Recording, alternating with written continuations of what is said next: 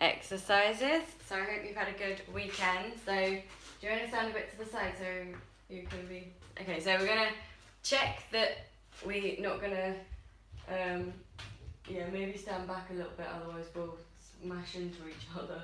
We want to check that you haven't got anything that you can hit nearby. So we're going to stand with our feet hip. We're going to start with our feet hip distance apart. If you don't know how to find that, you can feel around, find your hip bones, point your fingers down where your hips are, and you want your big toes to be just underneath where you're pointing, so just underneath the hip bones. We want to have the weight equally distributed between the big toe, the outside of our foot, and our heel. And we want our knees to be nice and loose. So if you're able to have straight legs without locking it tight, that's brilliant. Otherwise, if you need to have your knees slightly bent, that's absolutely fine. So we're going to just swing from our hips, and we're not going to move our arms. We're just going to allow them to sort of swing round with the momentum of us swinging from our hips. They're just going to flop round, and the reason for doing this is to just kind of wake up our bodies a little bit, get the blood pumping, hopefully just warm us up a little bit. We want to try and keep a nice straight back whilst we do this. I'm not very good at that myself, so don't watch me, watch my mum. How do you stop getting a little bit dizzy when you keep going round? Okay, and shake that out. I don't know. You don't need to be shaking your head. Okay. Like, you're just swinging from your hips. I don't really know. I've never heard of that before. Okay, so we're gonna get back into our correct posture with our feet hip distance apart. We're gonna imagine we've got a string coming out of the top of our head to help elongate our spine. So we've got a nice long neck, nice long spine, shoulders down. Hi, Simon.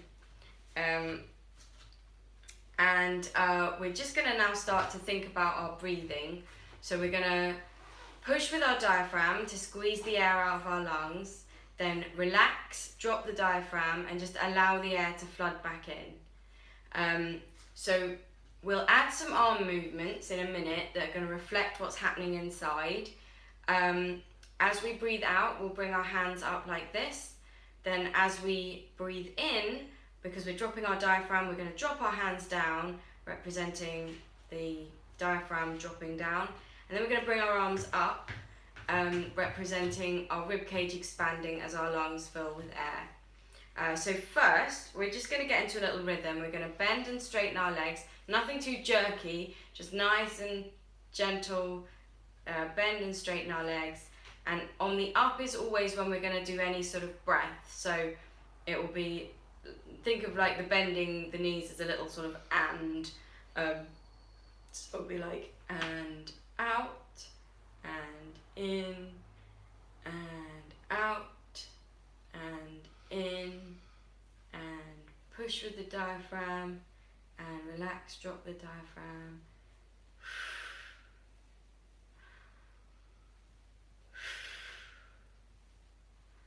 We'll add the arms.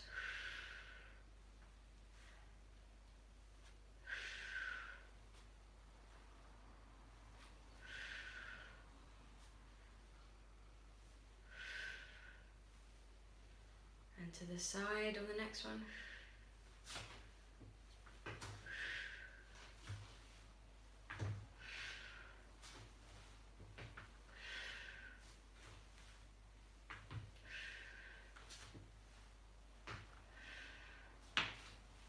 Very good, and shake it out.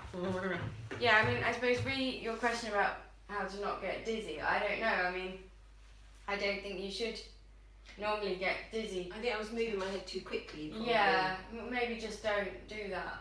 Or, yeah, you know, more slowly, yeah. Yeah, I don't know. Okay, so we're going to get back into our comfortable position. Find a spot on the wall. If you want to sit down, that's absolutely fine. I want you to still try and get into the correct standing position before you just sort of bend your knees into a seat.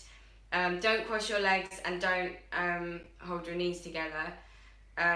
So that it's sort of the same principle that we have while we're standing. Basically, we just don't want to use any muscles that we don't need to use. It's exhausting and it's a waste of energy.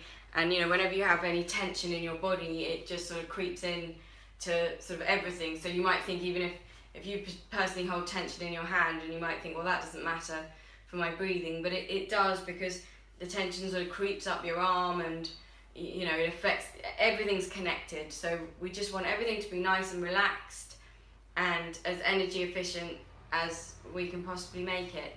Can you just have a look and see if I'm standing up straight? So ideally, you want to imagine that there's like a string coming out of like the crown of your head. So that, see, if you're relaxed and somebody does that, then it's going to just pull into the right position. But if you're holding your head in that position, then when I sort of gently pull your hair, you're like, ow, because it pulls your hair, because your head is locked in the position that it is. But if it's relaxed, then it should just move with, so you want your chin down a little bit, so that it's, so I mean, if you are helping somebody else, then maybe rather than pulling their hair, you can just sort of hold the back of their head and just gently. So you want to think of keeping your chin down. And I mean, like I say each week, you sort of, you can't necessarily just get 100% perfect on day one, because like I was just saying, if you're holding your head in a certain position, it's very difficult to get rid of tension, especially if, and for most of, if you're an adult, then you may well have had, decades of standing in a certain position. Like for me, I had tension in both my shoulders, specifically this one, and this felt normal to have this shoulder higher than this one. So if you were to say to me, stand sort of straight with your shoulders down, it would feel straight even if it was quite diagonal. It takes a long time to get used to it, and for your muscles to be able to just relax into the right position. It's true, because I used to stand sort of like this all the time, and then once I was aware of it, I make an effort to put my shoulders down, but I have to think to do it. Yeah, and ideally, and it's the same with the breathing technique as well, or sort of any training that you do for your body. It is, in the beginning, it's very difficult to just do it at all. Then you gradually get to a point where you can sort of do it, but you've got to really think about it. Then you get to a point where you sort of, some of the time you're doing it, but then the bad habits creep in, and then gradually eventually you would get to the point where it just feels natural and you don't even need to think about it. But I think you're looking a lot sort of better now. Try to remember to just keep your chin down. But yeah, I think that looks a lot better than it did. See, if I'm not thinking about it, I'd be kind of like this. Okay. So we're gonna find a spot on the wall that is roughly our own eye height. That way we don't have to look up or down, because that affects our posture. We want to, if you've got a mirror that you can look in, that's perfect, because obviously your eyes are your eye height. Otherwise, just find a spot on the wall. And also, like, if you are looking in a mirror, it's much easier to spot bad habits creeping in, because like I just said, sometimes you don't realise it because it feels right, it feels comfortable, but actually it's not. Sometimes it feels more relaxed to be in the wrong position if that's what you're used to, sort of thing. So anyway, so we're just going to channel the air to the spot. So again, the way I want us to be using our diaphragm is to push, to squeeze the air out of our lungs. Then when you get to the end of the breath, I want you to hold it. Hold. Then relax, drop the diaphragm, and just allow the air to flood back in. So we're not gonna actively take a breath in and then sigh it out. That's what a lot of people think is the sort of way of breathing. But what we want to do is push with the diaphragm. The muscular active part is pushing with the diaphragm. When you get to the end of the breath, maybe try and just squeeze a little bit more. There's almost always a little bit more air in your lungs than you realise. So then when you finally get to the end of the breath, I want you to just hold, then relax, drop the diaphragm, and just allow the air to flood back in. So I'll just demonstrate, then I'm going to help.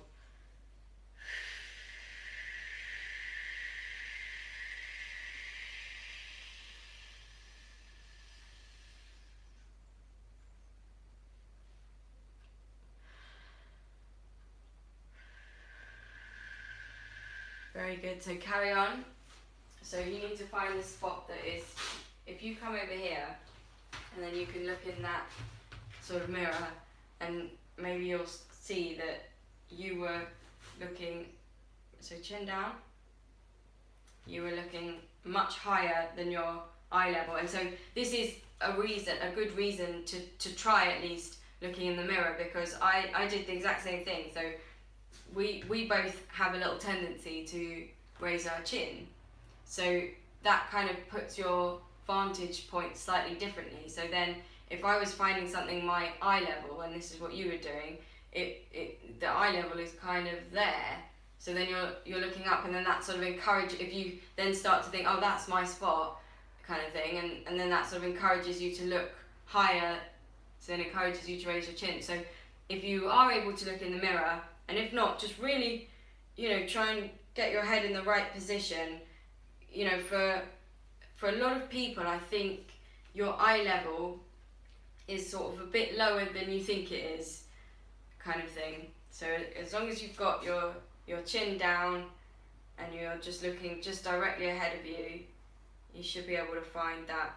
But it does help to look in the mirror. Yeah, I definitely have my chin too high up. Don't try and relax though. Just because you're in this, that it's equally bad to for your body if you then get in this position and then you're just like, I'm not going to move from it, because then you're holding that, you're holding it in tension to stay in this position. It needs to be relaxed and fluid. So and like I say each time, it's not going to be perfect all the time. So as long as you're just relaxing and try and find the right position, but then when you've found it, don't hold it in that sort of I'm now in the correct posture, because then you're creating tension anyway. So just try and find the right position and then relax, and as and when bad habits creep in and all this sort of thing, just try and relax out of them, because it's easy to get very frustrated at yourself, but then you're just going to cause more tension. So the solution is usually just to try and relax. Okay, so come to the end of whatever breath you're currently on, and we're going to switch to a shh sound.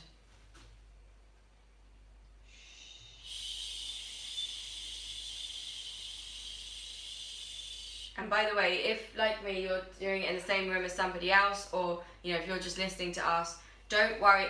Let's say one of us might have a longer shh kind of thing. It doesn't matter.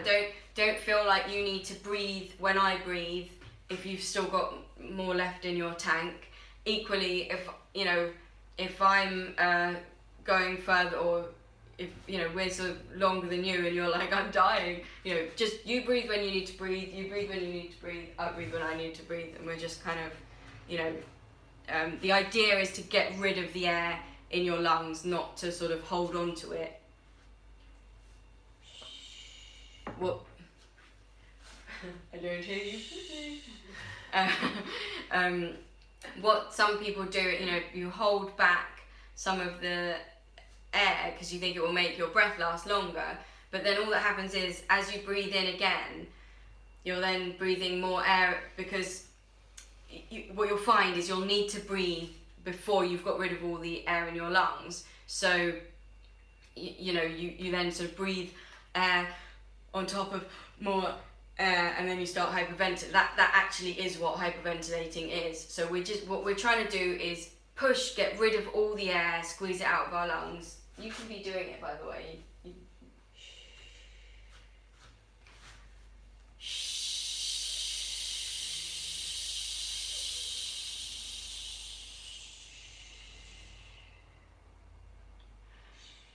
So what I want from you is a little bit more muscularity when you're doing the shh. So, do you mind if I touch you? No. So, this is going to be pushing. So, chin down. If you put your hand just lightly on your ribs, and you'll be able to sort of feel what's happening, and you want to feel like your muscles pushing. That's better. You know, it's a muscular thing. So when you get to the end, hold it.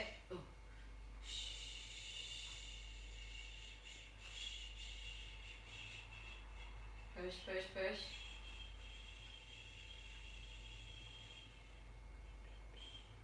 Hold. Now just relax. You feel that? Yeah. Good. Still Okay. Okay. So. Yeah, when I try and stand up straight, I think I sort of automatically go like that to stand up straight. So you need to just get used to the idea that of what is, and just get used to how it feels. Yeah. And try and make that be your new standing straight sort of feeling. Okay, so just shake it out. Okay, so we're going to get back into our comfortable position. You can be sitting, standing, whatever. And we're just going to breathe in a normal rhythm, whatever's comfortable for you. You can breathe through your nose, your mouth, combination of the two, whatever. I don't mind whatever feels comfortable for you. But what I do want you to be concentrating on is this whole diaphragm area, and pushing to squeeze the air out of your lungs. Then relax, drop the diaphragm, and just allow the air to flood back in. If you have the sort of mind that is able to sort of visualize things and picture it in your mind's eye, then please do try and sort of visualize what's happening internally, where the diaphragm is pushing to squeeze the air out of your lungs, and relaxing, dropping, allowing the air to flood back in. If you can't visualize it, that's absolutely fine. Just however your mind works, any way that you can imagine it above and beyond just physically doing it does actually help to get the correct technique in place. So we're just going to look at our spot, and then we're going to close our eyes, and we're just going to breathe, get into whatever your rhythm, and if you can hear someone else breathing, don't worry what their rhythm is. You just find your own rhythm that's comfortable for you. And now I just want you to, whilst you're pushing with your diaphragm, squeezing the air out of your lungs, then relaxing, dropping, just allowing the air to flood back in. I want you to listen to whatever sounds you can hear outside the room that you're in. So there might be cars driving past, there might be birds tweeting, it might be completely silent, and then you'll listen to that silence, and there might be other sounds and other thoughts and things going around your head, but you're not going to listen to them. You're just going to listen to whatever you can hear outside the room that you're in. And all the while, you're going to push with your diaphragm to squeeze the air out of your lungs, and then relax, drop the diaphragm, and just allow the air to flood back in.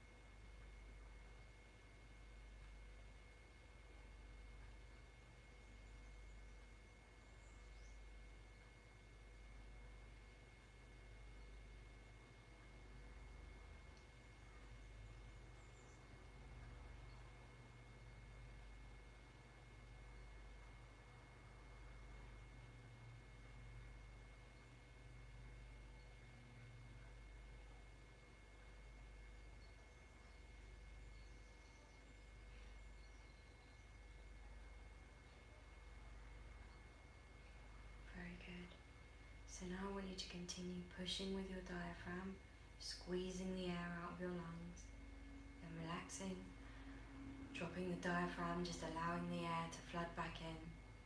Now I want you to take a step closer with your mind's eye, and I want you to just listen to whatever sounds you can hear in the room that you're in.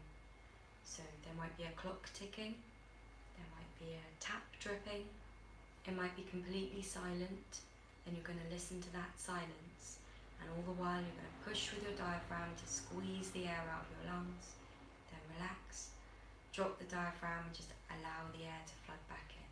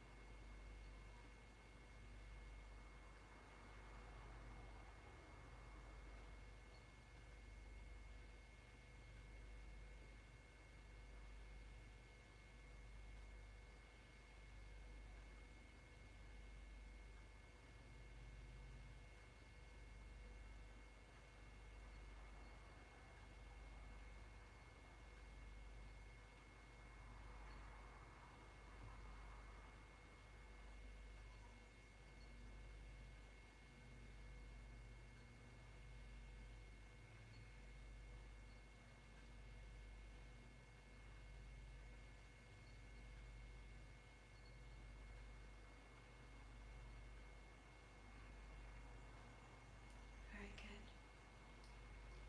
So now I want you to continue pushing with your diaphragm, squeezing the air out of your lungs, then relaxing, dropping the diaphragm, just allowing the air to flood back in. Now I want you to take another step closer with your mind's eye, and I want you to listen to whatever sounds your own body is making. So you might be able to hear your heartbeat, you might hear yourself breathing, you might be completely silent. Then you're going to listen to that silence, and all the while you're going to push with your diaphragm to squeeze the air out of your lungs, then relax, drop the diaphragm and just allow the air to flood back in.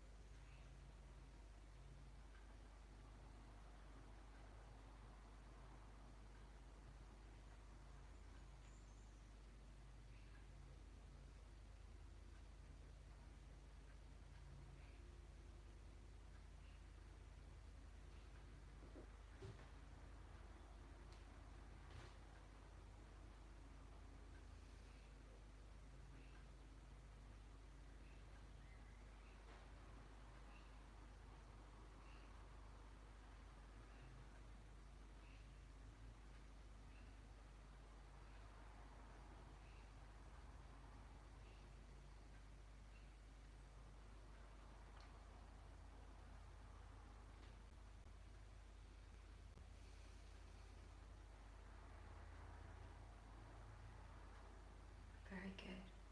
So now I want you to continue pushing with your diaphragm, squeezing the air out of your lungs, and relaxing, dropping the diaphragm, allowing the air to flood back in. Now I want you to put those three things together. So I want you to listen to your own body, I want you to listen to the room that you're in, and I want you to listen to the world beyond the room that you're in. And I want you to feel the connection between those three things, and feel yourself present in this space, and feel your presence in the space, and all the while pushing with your diaphragm to squeeze the air out of your lungs. Then relax, drop the diaphragm, and just allow the air to flood back in.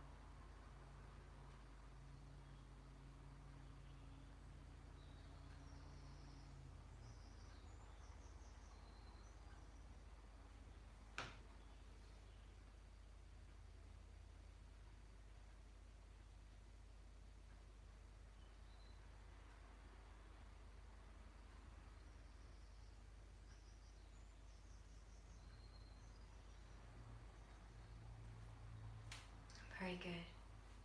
So now just slowly in your own time, I want you to just open your eyes, take a little look around, just feel yourself in the space. Well done everybody, excellent session. So we're going to finish like we always do with a little sing-along.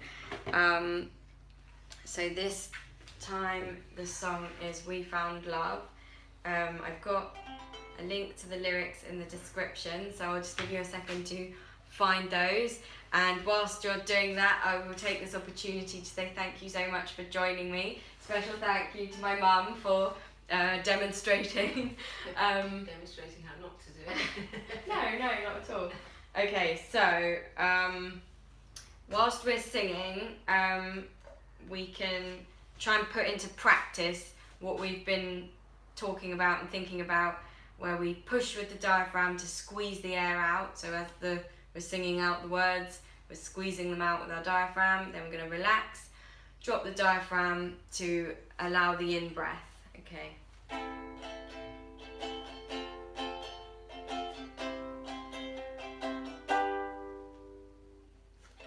Yellow diamonds in the light. Now we're standing side by side as your shadow crosses mine. What it takes to come alive. It's the way I'm feeling, I just can't deny. But I gotta let it go. We found love in a hopeless place. We found love in a hopeless place. We found love in a hopeless place.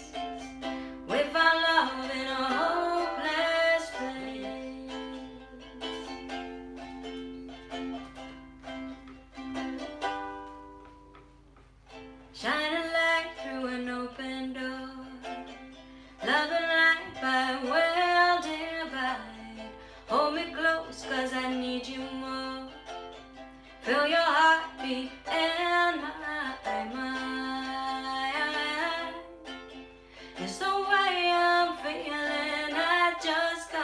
loving night, but I gotta let it go. We found love in a hopeless place. We found love in a hopeless place. We found love in a hopeless place. We found love in a hopeless place.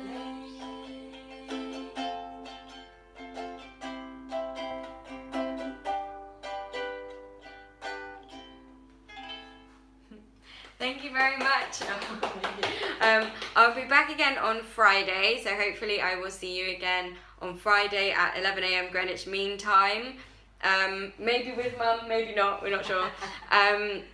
So yeah, in the meantime, have a great week, and keep